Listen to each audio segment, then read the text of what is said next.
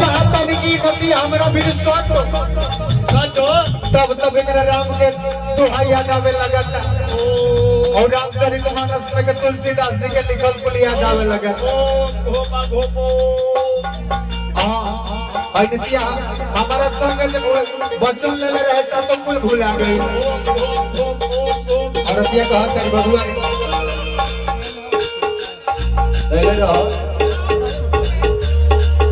करिया हम देखी देखी अमर जीवा बोला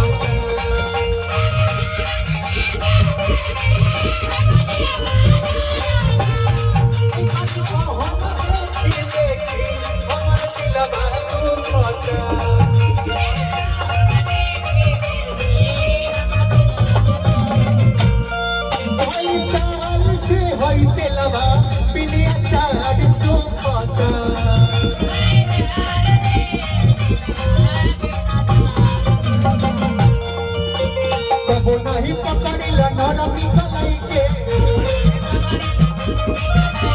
कबो नहीं पकड़िला नरमी कलाई के जनवा भजनवा गाबिला जमुनाई